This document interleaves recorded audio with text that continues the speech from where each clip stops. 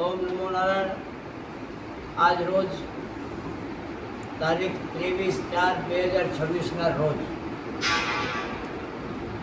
ગિરનાર બચાવો આંદોલન નિમિત્તે જોકે ગુજરાતભરના તમામ સાધુ સંતો અને જેને સનાતન ધર્મ પ્રત્યે લાગણી હતી એવા ભાવિક ભક્તો અમારા આ કાર્યક્રમમાં ઉપસ્થિત રહે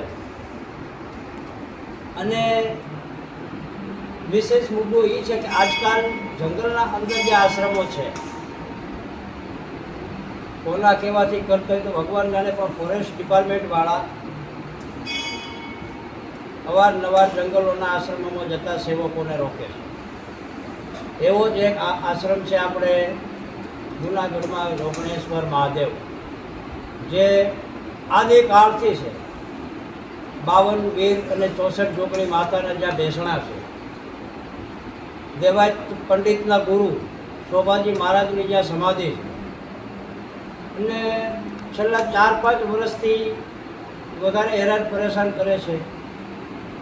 પહેલાં રસ્તા ચાલુ હતો તો અત્યારે એ લોકોએ ગેટ બંધ કરી દીધો અને હમણાં થોડા દિવસ પહેલાં કોઈ 2 સેવકો આશ્રમે જતા હતા તો એને ફોરેસ્ટવાળાએ હાથ ઉપાડો કરી લીધો. એટલે મહેરબાની કરીને મર્યાદામાં રહેજો.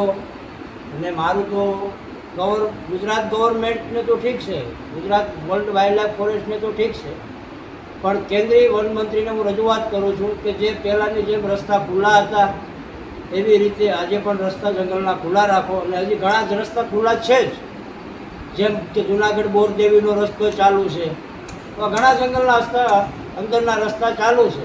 તો આ રસ્તો બંધ કરવાનું મુખ્ય કારણ શું? પહેલાં તો અમને કારણ દર્શાવો. જવાબ માગવાનો હર ભારતીયનો અધિકાર છે.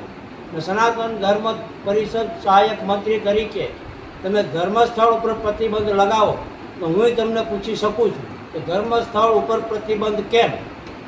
ને બીજું, કચરા બાબતે ફોરેસ્ટવાળા અવારનવાર હેરાન કરે છે મહંતજીને. તો કચરો તો ભાઈ જંગલનો માહોલ છે, ખાસ કરીને તમારી જ ગાડીઓ ત્યાં રખડે છે, તો તમે પણ કચરો લાવીને નાખતો. જંગલમાં તો પવનથી પણ ઉડીને કચરો આવતો હોય છે. તો તમે આ જંગલના આશ્રમોના સાધુ સંતોને પણ હેરાન કરો છો.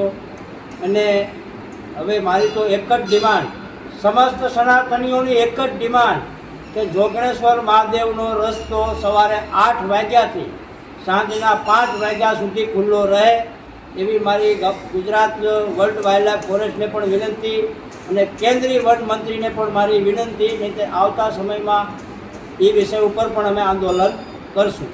ઓમ નમો નારાયણ.